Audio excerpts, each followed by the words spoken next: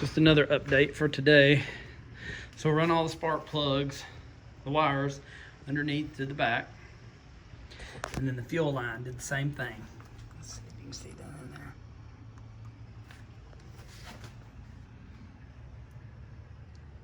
Yeah, attached it to where the dipstick was for the oil, and then ran it up through there. And then just bent some small tube in here and just put a rubber end on the sides for your timing distributor. And then all this is on.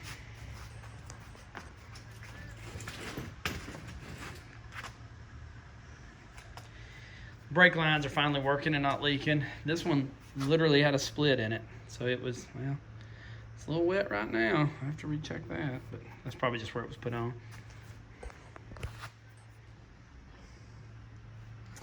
And then for the wire for the alternator, we'll do the same thing.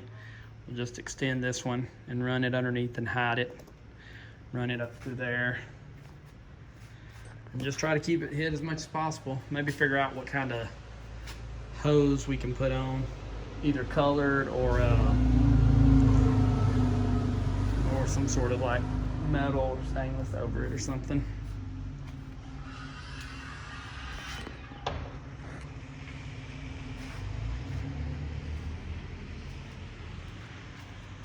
So that's about it for today.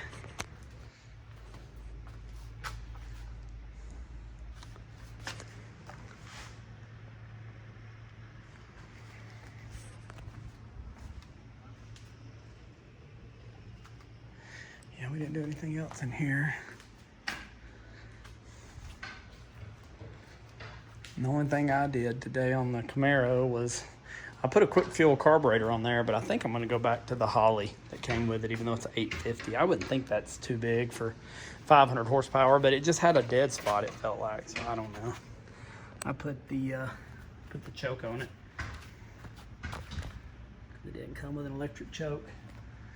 Which, like I said, my dad and my buddy Ted, they did all this stuff pretty much today, making it nice.